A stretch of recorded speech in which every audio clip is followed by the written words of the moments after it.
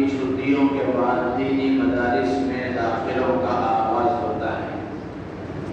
دینی مدارس کھلتے ہیں اور دینی مدارس میں پھر طلباء کی آمد و رفت شروع ہو جاتی ہے۔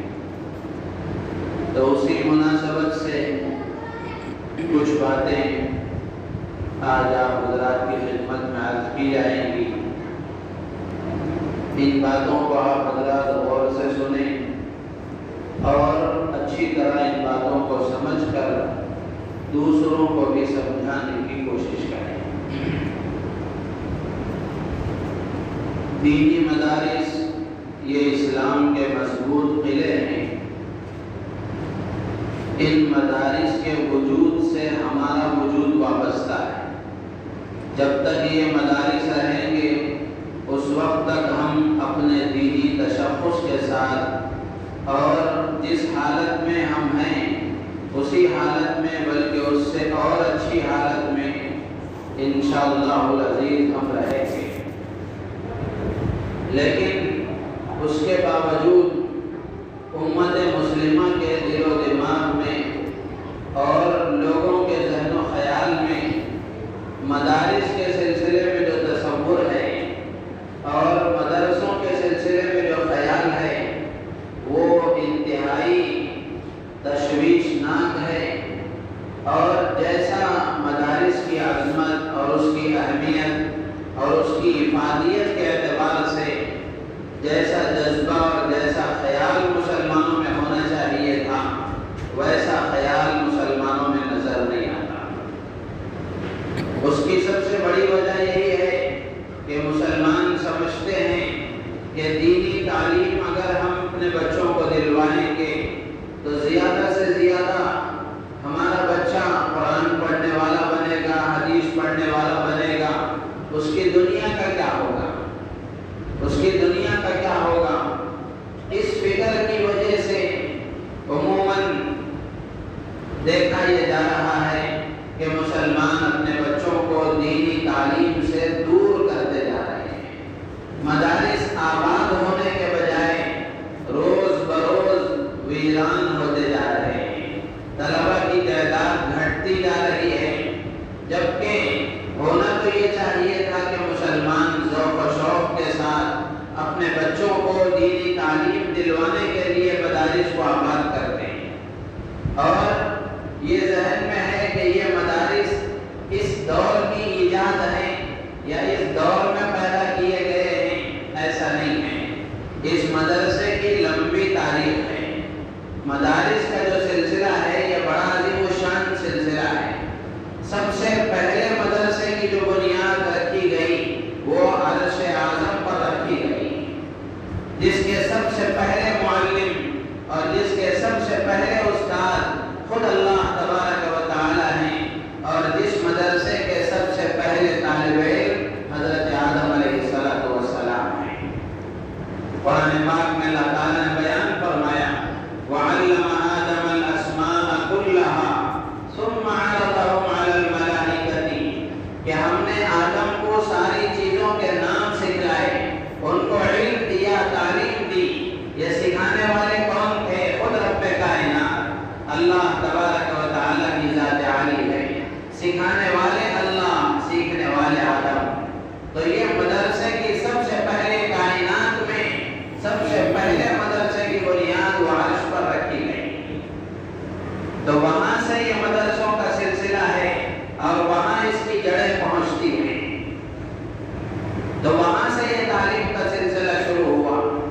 تو ایک استاد اور ایک طالب علم، تو اس کا ایک مطلب یہ بھی سمجھ میں آتا ہے کہ اگر ایک استاد اور ایک طالب علم ہو تو بھی مدرسہ قائم ہو جاتا ہے۔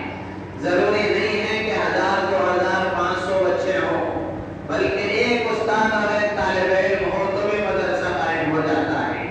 دارالعلوم دیوبند کی جو بنیاد رکھی گئی اس وقت میں بھی صرف 2 ہی تھے، استاد بھی محمود، پڑھنے والے بھی محمود، ایک ہی استاد اور ایک ہی طالب علم۔ وہیں سے اس کی بنیاد رکھی گئی، اس کا آغاز کیا گیا، اس کی شروعات ہوئی۔ لیکن جب اس کے پیچھے اخلاص کے ساتھ محنتیں ہوئی اور اخلاص کے ساتھ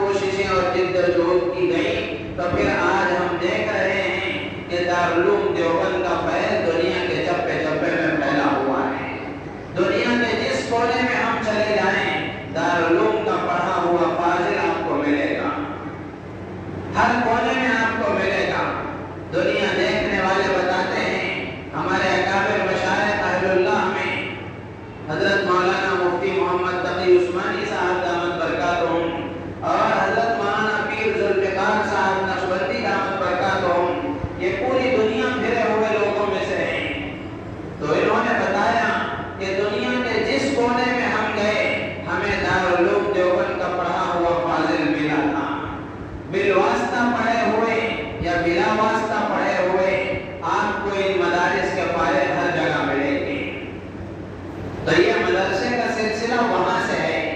سب سے پہلا مدرسہ کائنات کا وہ عرش پر قائم کیا گیا۔ پھر اس کے بعد حضور اکرم صلی اللہ علیہ وسلم دنیا میں تشریف لائے۔ آپ کے تشریف لانے کے بعد میں آپ نے مدرسوں کی بنیاد رکھی، مدارس قائم فرمائے۔ مدرسہ دار ارقم ہے، مدرسہ صفہ ہے، یہ سارے مدرسے ہیں۔ مدرسہ دار ارقم میں بہت سارے مردوں نے اور عورتوں نے دینی تعلیم حاصل کی، وہاں ان کو دینی تعلیم سکھائی جاتی تھی۔ اور اس سے آگے بڑھ کر حضرت عمر رضی اللہ تعالیٰ عنہ فرماتے ہیں کہ جب کوئی مسلمان ہوتا تو اس کی تعلیم و تربیت کے لیے ان کو وہاں رکھا جاتا تھا، اور وہاں قیام و طعام کا انتظام تھا۔ اس کا ظاہری انتظام کیسے ہوتا تھا؟ حضرت عمر رضی اللہ تعالیٰ عنہ فرماتے ہیں کہ سرکار دو عالم صلی اللہ علیہ وسلم مسلمان ہو کر آنے والے ایک ایک دو دو فرد کو کسی صاحب حیثیت مالدار کے ساتھ جوڑ دیتے، وہ ان کے لیے کھانے کا انتظام کرتے تھے۔ تو وہاں سے یہ سلسلہ جاری ہے اور آج تک بھی الحمدللہ یہ سلسلہ جاری ہے۔ مدرسہ صفہ ہے، کوہ صفا کے پہاڑ کے کوہ صفا کے متصل میں یہ مدرسہ قائم تھا، مدرسہ صفہ۔ اس میں بھی بے شمار صحابہ نے دینی تعلیم حاصل کی۔ لکھا ہے کتابوں میں کہ مدرسہ صفہ کے پڑھنے والے طلبہ کی تعداد 400 تھی، اور بیک وقت وہاں موجود رہنے والے 70-80 طلبہ ہوتے تھے۔ اور اگر باہر سے کوئی مہمان آتا تو اس چبوترے پر ان کا قیام ہوتا تھا، اور مہاجر صحابہ وہ بھی یہاں قیام کرتے تھے۔ اور اسی طریقے سے اگر کوئی غریب یتیم یسیر ہوتے تو ان کے لیے بھی یہاں انتظام ہوتا تھا، اور جو طلبہ علم سیکھنے کے لیے آتے تھے وہ بھی یہاں علم حاصل کرتے تھے، تو ان کے لیے بھی تعلیم کا انتظام تھا۔ تو یہ مدارس کا سلسلہ وہاں جا کر ملتا ہے۔ اور اسی طریقے سے یہ مدرسہ صفہ تو سرکار دو عالم صلی اللہ علیہ وسلم کے مدینے سے ہجرت کر کے جانے کے بعد مکے سے ہجرت کر کے جانے کے بعد مدینے میں قائم ہوا۔ آپ کے جانے سے پہلے اللہ کے رسول علیہ الصلوۃ والسلام نے حضرت مصعب بن عمیر رضی اللہ تعالیٰ عنہ کو اور حضرت عبداللہ ابن ام مکتوم رضی اللہ تعالیٰ عنہ کو، ان دونوں صحابہ کو مدینے والوں کی تعلیم کے لیے روانہ فرمایا تھا۔ اسی لیے حضرت مصعب بن عمیر رضی اللہ تعالیٰ عنہ کو معلم مدینہ کہا جاتا ہے۔ حضور کے مدینہ تشریف لے جانے سے پہلے یہ حضرات وہاں پہنچے اور انہوں نے ان کو قرآن کی تعلیم دی، قرآن سکھایا۔ پھر اس کے بعد حضرت عمار تشریف لے گئے، حضرت بلال تشریف لے گئے، حضرت سعد تشریف لے گئے۔ تو یہ صحابہ پھر وہاں گئے، وہاں مدارس قائم ہوئے۔ تو میرے عزیز و دوست بزرگوں، یہ مدرسے جو آج قائم ہیں بظاہر چھوٹے نظر آتے ہیں، طلبہ کی تعداد ان میں کم نظر آتی ہے، لیکن ان کا جو سلسلہ ہے، ان کی جو نسبت ہے وہ بڑی اونچی ہے۔ ان کی نسبت براہ راست اللہ کی طرف ہے، ان کی نسبت براہ راست رسول اللہ کی طرف ہے۔ تو یہ مدارس کی تاریخ ہے جو مسلمانوں کو یاد رکھنا چاہیے۔ اور خلافت راشدہ کے زمانے میں حضرت عمر رضی اللہ تعالیٰ عنہ کے دور خلافت میں حضرت عمر رضی اللہ تعالیٰ عنہ نے ان مدارس کو اور وسعت دی اور پھیلایا، اور مدارس آپ نے قائم کیے۔ لکھا ہے کتابوں میں دمشق کی جامع مسجد میں حضرت عمر رضی اللہ تعالیٰ عنہ نے حضرت ابو درداء رضی اللہ تعالیٰ عنہ کو قرآن سکھانے کے لیے بطور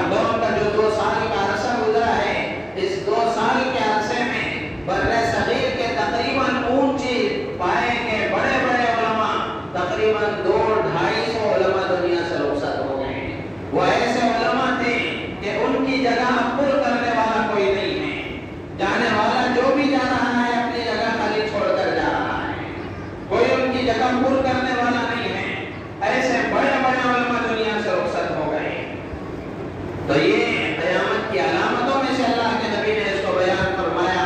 تو آج ہم اپنی آنکھوں سے دیکھ رہے ہیں کہ علم آہستہ آہستہ اٹھا لیا جا رہا ہے۔ تو اس لیے ان مدارس کی اہمیت کو سمجھنا اور ان مدارس سے اپنی وابستگی مضبوط کرنا، ان مدارس سے اپنا تعلق بڑھانا، یہ ہم سب کی ذمہ داری ہے۔ تو میرے عزیز و دوست بزرگوں، مدارس کی اہمیت کو سمجھتے ہوئے کچھ ذمہ داریاں بھی ہماری بنتی ہیں، مسلمانوں پر کچھ ذمہ داریاں بھی عائد ہوتی ہیں۔ تو مدارس کے سلسلے میں سب سے پہلی ذمہ داری مسلمانوں پر یہ ہے کہ مسلمان مدارس کے سلسلے میں اپنے دل و دماغ میں جو خیال دلوں میں بیٹھا ہوا ہے اس کو درست کریں، یعنی مدارس کو ہدایت کا سرچشمہ سمجھیں، ان مدارس کو اپنی ضرورت سمجھیں اور ان مدارس کو ہر حال میں آباد کرنا اپنی ذمہ داری سمجھیں۔ یہ ہمارا ذہن میں ہونا چاہیے اور اس کا اظہار بھی ہونا چاہیے۔ آپ کسی سے بھی پوچھیں، کوئی یہ نہیں کہے گا کہ مدارس نہیں ہونے چاہیے، لیکن عمل سے اس کا اظہار نہیں ہوتا۔ زبان سے ہر کوئی کہتا ہے لیکن عمل سے اس کا اظہار نہیں ہوتا۔ تو سب سے پہلی ذمہ داری یہ ہے کہ مدارس کے معاملے میں ہم اپنے ذہن و دماغ کو پاک و صاف رکھیں، مدارس کو ہدایت کا سرچشمہ سمجھیں، اور جب تک یہ مدارس ہیں اس وقت تک ہم ہیں، جب تک یہ مدارس آباد ہیں اس وقت تک ہم آباد ہیں، یہ یقین ہمارے دلوں میں ہونا چاہیے۔ تو یہ پہلی ذمہ داری ہے۔ اور دوسری ذمہ داری یہ ہے کہ ان مدارس کو آباد کرنے کی ہر ممکن کوشش کریں۔ آباد کرنے کا طریقہ یہ ہے کہ اپنی اولاد کو دینی تعلیم سے آراستہ کریں، اپنی اولاد کو دینی تعلیم سے آراستہ کریں، اپنی اولاد کو ان مدارس میں بھیج کر ان کو دین سکھائیں، دینی تعلیم ان کو دیں تاکہ وہ اللہ کو پہچاننے والے بنے، اللہ کے رسول کو پہچاننے والے بنے، دینی تعلیم کے راستے سے وہ دنیا میں زندگی گزارنے کا سلیقہ سیکھیں، آخرت میں کامیاب ہونے کا طریقہ سیکھیں۔ یہ دوسری ذمہ داری ہے۔ تو مدارس کو آباد کرنے کا ایک طریقہ یہ ہے کہ ہم اپنی اولاد کو مدارس میں بھیجیں، اور دوسرا طریقہ یہ ہے کہ اپنے تعاون کے ذریعے سے ان مدارس کو آباد کریں۔ ہر مسلمان کی یہ ذمہ داری بنتی ہے کہ وہ اپنی آمدنی میں سے اور اپنے جتنی آمدنی اللہ نے اس کو دی ہے، جتنی روزی اللہ نے اس کو دی ہے، جتنی مال و دولت اللہ نے اس کو دی ہے، اس میں سے کچھ حصہ وہ ان مدارس کے لیے لگانا اپنی سعادت سمجھے، مدارس کے لیے لگانا اپنی سعادت سمجھے۔ عموماً رمضان میں ہم دیکھتے ہیں جو سفراء آتے ہیں، اعلان کرنے والے بھی ایسا ہی اعلان کرتے ہیں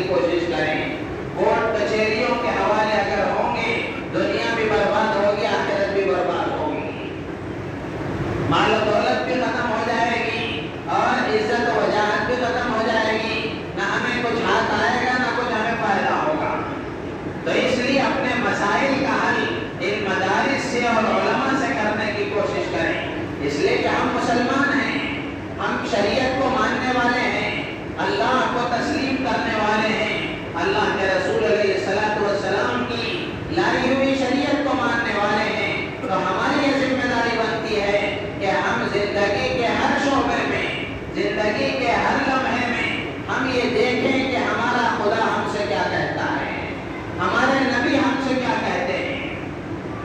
خوشی کا موقع ہے تو اس میں بھی، غم کا موقع ہے تو اس میں بھی مسلمان کی شان یہ ہے کہ مسلمان اللہ کا حکم دیکھے، اللہ کے نبی کا طریقہ دیکھے، لیکن مسلمانوں نے اپنی اس شان کو بھلا دیا، جس کی وجہ سے دنیا میں بھی ذلیل ہو رہے ہیں، آخرت میں بھی تو بہرحال ذلیل ہوں گے۔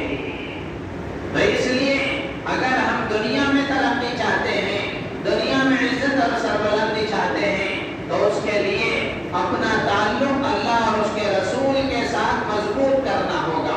اس کے لیے راستہ ہے علم دین، اس کے لیے راستہ ہے دینی تعلیم۔ اس کے راستے سے ہم اللہ کو پہچان سکیں گے، اس کے راستے سے ہم اللہ کے نبی کو پہچان سکیں گے، پھر اس کے بعد اللہ اور اللہ کے تعلق کو مضبوط کریں گے، اللہ کے رسول کے ساتھ تعلق مضبوط ہوگا، شریعت پر عمل ہوگا، تو ہم دیکھیں گے کہ دنیا میں اس کے کیا فائدے ہمیں حاصل ہو رہے ہیں اور آخرت میں ہمیں کیا فائدے حاصل ہوں گے۔ تو میرے عزیز و دوست بزرگو، یہ دینی مدارس کی مختصر تاریخ جو میں نے آپ کے سامنے پیش کی ہے، اس کو اچھی طرح اپنے دل و دماغ پہ بٹھانا چاہیے، اور جو ذمہ داریاں میں نے آپ کے سامنے بیان کی ہیں، ان ذمہ داریوں کو پورا کرنے کی حتی الامکان ہر مسلمان کو کوشش کرنی چاہیے، چاہے وہ مالدار ہو چاہے غریب ہو، چاہے وہ مالدار ہو چاہے غریب ہو، ہر حال میں ہمیں ان ذمہ داریوں کو پورا کرنے کی کوشش کرنا چاہیے۔ ہر آدمی اپنی استطاعت کے مطابق پورا کرے، ہر آدمی اپنی طاقت کے مطابق ان ذمہ داریوں کو پورا کرے۔ اور اسی طرح میں نے کہا کہ جن حالات سے ہم گزر رہے ہیں اور جس ماحول میں ہم زندگی گزار رہے ہیں، جس دور میں ہم جی رہے ہیں، یہ بڑا فتنوں کا دور ہے، بڑے فتنوں کا دور ہے۔ اگر ہم نے اپنے آپ کو بھی اور اپنی اولاد کو بھی، دونوں کو بھی دینی تعلیم سے آراستہ نہ کیا، تو وہ دن دور نہیں ہے کہ نام ہمارا مسلمان ہوگا لیکن دل و دماغ ہمارا مسلمان نہیں ہوگا۔ تو اس لیے اپنے آپ کو بھی دینی تعلیم سے آراستہ کرنے کی کوشش کریں۔ عموماً ہوتا یہ ہے کہ بچوں کو دینی تعلیم کی طرف رغبت دلاتے ہیں، لیکن ماں باپ خود ان کو کچھ نہیں آتا، لیکن وہ سیکھنے کی کوشش نہیں کرتے۔ وہ یہ سمجھتے ہیں کہ بچے کو پڑھا دیا تو کافی ہے، آپ بھی تو اللہ کے بندے ہیں، آپ بھی تو اللہ کے رسول کی امتی ہیں، آپ کو بھی تو دنیا میں زندگی گزارنا ہے، تو زندگی گزارنے کے لیے اللہ رسول کی رہنمائی بھی تو ضروری ہے۔ تو آپ کو زندگی گزارنے کے لیے بھی اللہ رسول کی رہنمائی کی جب ضرورت ہے، تو ہر حال میں ہمیں علم سے آراستہ ہونا ہے۔ روزانہ ہماری کچھ بھی مصروفیت ہو، کسی بھی کام میں ہم لگے ہوئے ہوں، ہر حال میں ہمیں 1 گھنٹہ آدھا گھنٹہ دینی تعلیم کے حاصل کرنے کے لیے فارغ کرنا چاہیے۔ علم کے حاصل کرنے کے لیے عمر کی کوئی قید نہیں ہے، عمر کی کوئی قید نہیں ہے۔ عمر کے جس حصے میں بھی آپ ہوں، جس مرحلے میں بھی آپ ہوں، دینی تعلیم کے حاصل کرنے کا شوق ہونا چاہیے۔ شوق آدمی کے اندر ہوتا ہے، محنت کا جذبہ ہوتا ہے، تو پھر اس کے لیے سارا کام آسان ہو جاتا ہے۔ تو اس لیے جتنے احباب اس وقت یہاں جمع ہیں، نوجوانوں سے بھی بطور خاص میں عرض کروں گا اور بڑی عمر کے افراد سے بھی عرض کروں گا کہ آپ اپنے روزانہ کے 24 گھنٹوں میں سے 1 گھنٹہ آپ کا ایسا ہونا چاہیے، یا اور زیادہ آپ کی مصروفیت ہے تو پونا گھنٹہ یا آدھا گھنٹہ آپ کا ایسا ہونا چاہیے جس میں آپ دینی تعلیم کے حاصل کرنے کے لیے وقت فارغ کریں۔ اس لیے کہ جب تک ہمیں یہ معلوم نہیں ہوگا کہ جس دین کو ہم مان رہے ہیں وہ دین کیا چیز ہے، وہ دین ہمیں کیا سکھاتا ہے، وہ اگر ہمیں معلوم نہیں ہوگا تو ہم کیسے عمل کریں گے دین پر۔ جیسے مثال کے طور پر نماز پڑھنا فرض ہے، اتنا تو سب کو معلوم ہے، لیکن نماز کے پڑھنے کا طریقہ اگر معلوم نہیں ہوگا تو کیسے پڑھیں گے۔ زکوٰۃ دینا فرض ہے، یہ تو معلوم ہے، لیکن زکوٰۃ کے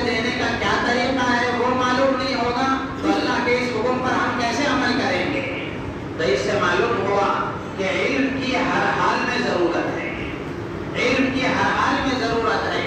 تو آج اس مجلس میں ہم ارادہ کر لیں، اس مجلس میں مضبوط عزم کر لیں اور مضبوط نیت کر لیں کہ ہر حال میں ہمیں اپنے آپ کو علم سے آراستہ کرنا ہے، قرآن دیکھ کر پڑھنا سیکھنا ہے اور قرآن کا کچھ حصہ اپنے دل میں بھی بٹھانا ہے۔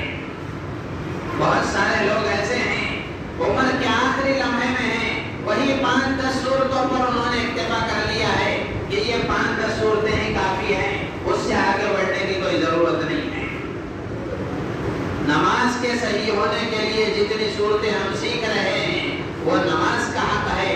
اب رہا مسئلہ قرآن کا، تو قرآن کا حق یہ ہے کہ قرآن کو ہم دیکھ کر پڑھنے والے بنے اور اس کا کچھ حصہ اپنے سینے میں بسانے والے بھی بنے۔ اللہ کے رسول علیہ السلام نے بہت ساری صورتوں کی فضیلتیں بیان فرمائی ہیں، جیسے مثال کے طور پر آپ نے سورہ ملک کی فضیلت بیان فرمائی، سورہ واقعہ کی فضیلت بیان فرمائی، سورہ یاسین کی فضیلتیں بیان فرمائی، اور ان صورتوں کی فضیلتوں کو بیان کرنے کے بعد اللہ کے نبی علیہ السلام فرماتے ہیں کہ میری تمنا یہ ہے کہ یہ صورتیں ہر مسلمان کے دل میں محفوظ ہو۔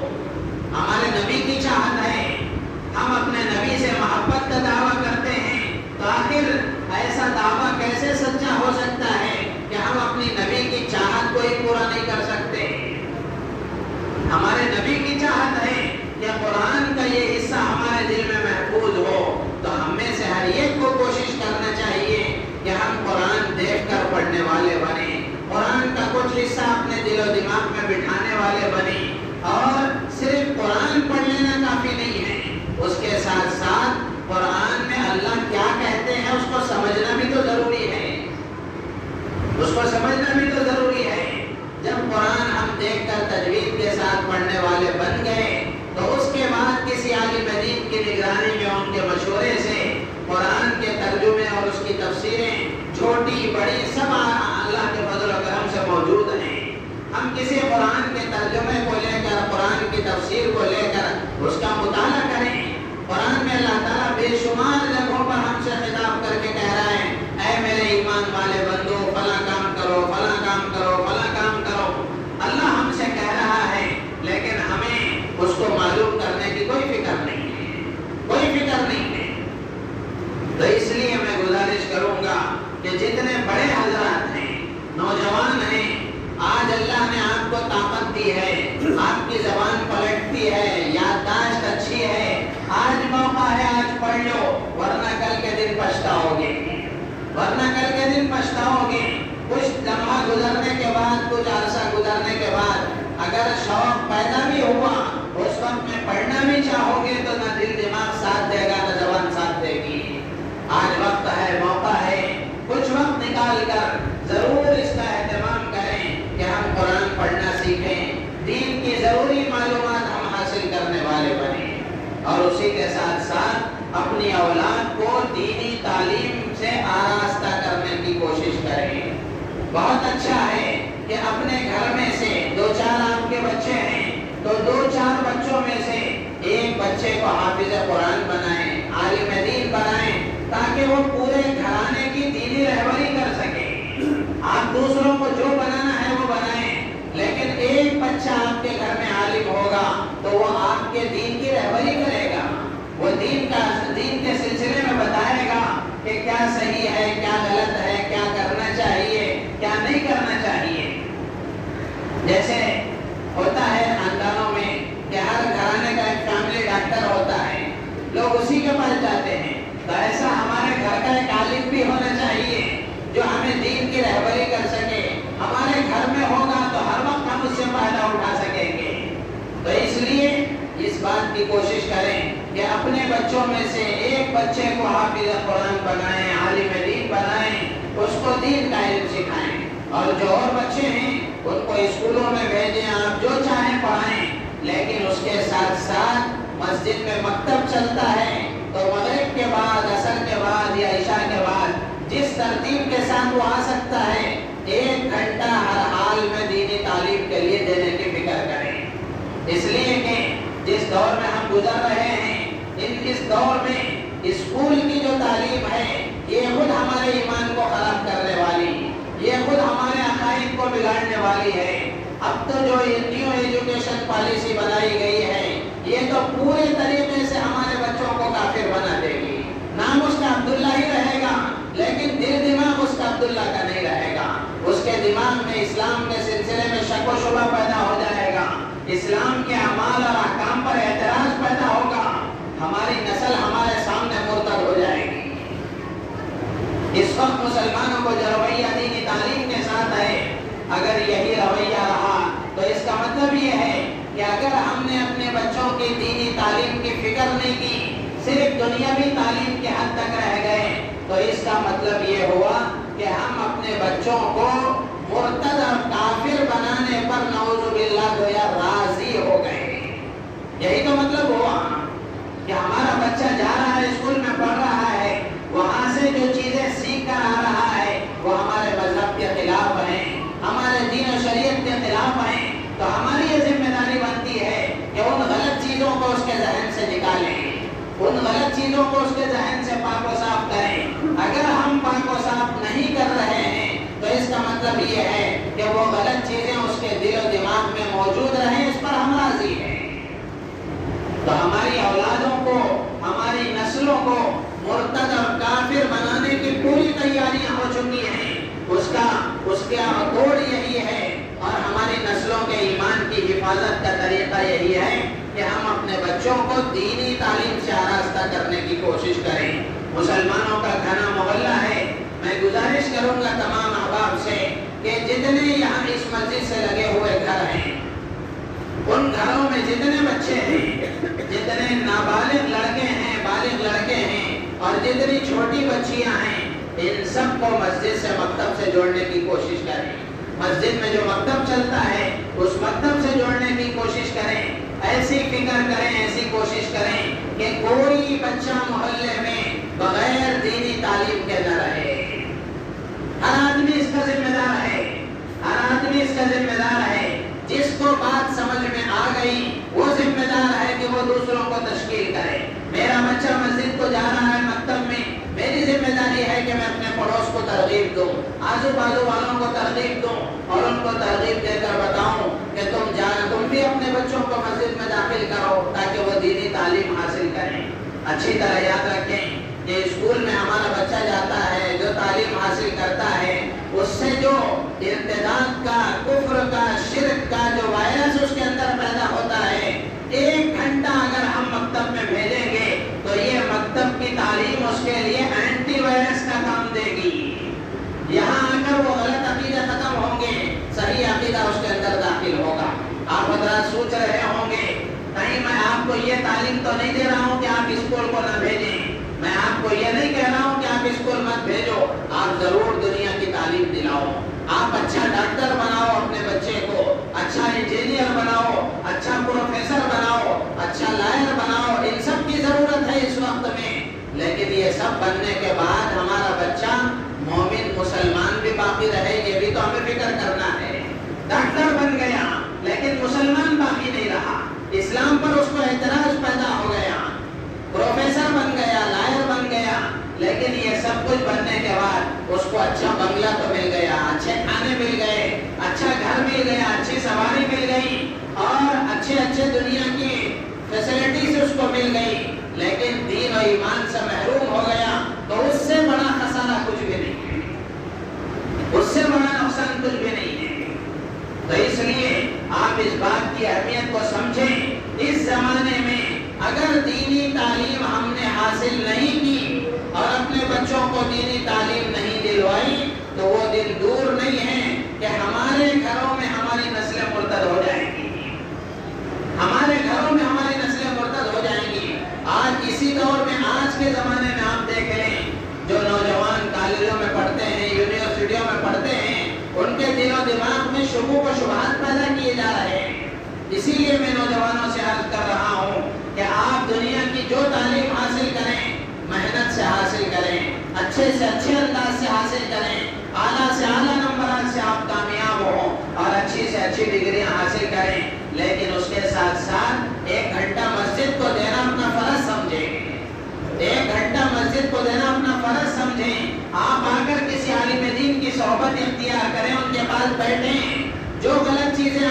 و دماغ میں ڈالی جا رہی ہیں، یہاں آ کر بیٹھ کر آپ اس کو سیکھیں گے، سمجھیں گے اور وہاں آپ ان کے سامنے بات رکھیں گے تو آپ کو پتہ چلے گا کہ کیا صحیح ہے اور کیا غلط ہے، ہمیں کیا سکھایا جا رہا ہے اور ہمیں کیا سیکھنا چاہیے۔ تو اس لیے میں ان باتوں کے ساتھ اپنی بات کو ختم کرتا ہوں اور اس بات کی آپ حضرات سے اپیل کرتا ہوں، محلے والوں سے سب سے درخواست ہے اور اس وقت میں جتنے احباب یہاں جمع ہیں، نوجوان ہیں، بڑی عمر کے افراد ہیں، ان سب سے گزارش ہے کہ ہر آدمی قرآن دیکھ کر پڑھنے والا بنے، قرآن کا کچھ حصہ کم سے کم 1 پارہ 2 پارے یاد کرنے والے بنے۔ مشکل نہیں ہے، مشکل نہیں ہے، روزانہ 1 آیت آپ یاد کریں گے تو سال بھر میں 360 آیتیں آپ یاد کر لیں گے، مشکل نہیں ہے، طلب اور شوق کی بات ہے۔ تو اس لیے قرآن دیکھ کر پڑھنے والے بنے، قرآن کا کچھ حصہ اپنے دل و دماغ میں بٹھانے والے بنے، حفظ یاد کرنے والے بنے اور اسی کے ساتھ ساتھ دین کی جو ضروری موٹی موٹی معلومات ہیں اس کو معلوم کرنے والے بنے۔ جاہل ہونا یہ سب سے بڑا عیب ہے، دین سے ناواقف ہونا یہ سب سے بڑا عیب ہے۔ اگر اپنے دین کے بارے میں ہمیں معلوم نہیں ہوگا تو دوسرا ہمیں سمجھائے گا تو اس کی باتوں میں ہم آ جائیں گے، اس لیے کہ ہمیں اپنے دین کے بارے میں معلوم نہیں ہے۔ اگر ہمیں اپنے دین کے بارے میں معلوم ہوگا، اگر ہمارے دین کے بارے میں کوئی اعتراض کرے گا، کوئی شک و شبہ ظاہر کرے گا تو ہم اسے سمجھانے والے بنیں گے۔ آج مسلمان اس پوزیشن میں نہیں ہے، اسی لیے آج ہماری ہر چیز پر اعتراض ہو رہا ہے، لیکن مسلمانوں کو اس کا علم نہیں ہے، اس لیے وہ اس کا جواب بھی نہیں دے سکتے، اس کو سامنے والے کو مطمئن بھی نہیں کر سکتے۔ تو اس لیے میرے عزیز و دوست بزرگوں، دینی علم کو حاصل کرنا اپنی ذمہ داری سمجھیں اور اسی کے ساتھ ساتھ اس سے پہلے بھی جب میں نے یہاں بیان کیا تھا اس وقت بھی میں نے آپ سے عرض کیا تھا کہ جمعے کا جو بیان ہوتا ہے اس کو آپ ایک فارمیلٹی نہ سمجھیں، یہ رویہ بدلنے کی کوشش کریں۔ کب تک اسی طرح زندگی گزرے گی؟ آپ 10 منٹ 20 منٹ بعد میں آتے ہیں تو 1 آدھا گھنٹہ پہلے آ جایا کریں۔ آپ یہاں بیٹھ کر کچھ باتیں سنیں گے تو کچھ عمل کا شوق پیدا ہوگا۔ اچھی طرح یہ بات یاد رکھ لیں، یہ چالاکی اور ہوشیاری نہیں ہے کہ ہم خطبے کے وقت میں آ جائیں، بیان کے آخر میں آ جائیں، 10 منٹ میں 2-4 ٹھونگے نماز کے بعد کر باہر نکل جائیں۔ بدنصیبی ہے، بدنصیبی ہے، محرومی ہے، اللہ نے اپنے گھر میں وقت گزارنے سے محروم کر دیا ہے، دین کی باتیں سننے سے محروم کر دیا ہے، جس کی وجہ سے اللہ کے گھر میں آنے کی توفیق نہیں ہے۔ نوجوانوں بطور خاص عرض کر رہا ہوں، اپنی جوانی کا صحیح استعمال اگر کرنا چاہتے ہو اور اللہ کی دی ہوئی اس نعمت کو صحیح استعمال کرنا چاہتے ہو، دینی مجلسوں میں اپنے آپ کو بٹھاؤ۔ نفس نہیں مانے گا، نفس نہیں مانے گا، لیکن اس کو مجبور کر کے دینی تعلیم میں بٹھاؤ اور دینی مجلسوں میں بٹھاؤ۔ آپ یہاں بیٹھ کر دینی باتیں سنیں گے تو کچھ نہ کچھ عمل کا شوق پیدا ہوگا، 10 باتیں سنیں گے تو 1 بات پر عمل کرنے کا تو شوق پیدا ہوگا۔ تو اس لیے جمعے کے بیان کو آپ ہلکا نہ سمجھیں، یہ بہت اہم بیان ہوتا ہے جمعے کا۔ تو اس لیے جیسے ہی بیان شروع ہو اذان کے فوراً بعد آ جایا کریں، آ کر اطمینان کے ساتھ سنت ادا کریں اور پھر اس کے بعد بیان نماز کے بعد سنتیں پڑھ کر واپس جانے کی کوشش کریں۔ اللہ تعالیٰ سے دعا ہے اللہ تعالیٰ ہم سب کو ان باتوں پر عمل کی توفیق عطا فرمائے، اپنے آپ کو اور اپنی اولاد اور نسلوں کو دینی تعلیم سے آراستہ کرنے کی اور اس کی ضرورت کو محسوس کرنے کی اللہ تعالیٰ مجھے اور آپ کو پوری امت مسلمہ کو توفیق عطا فرمائے۔ آمین۔ وآخر دعوانا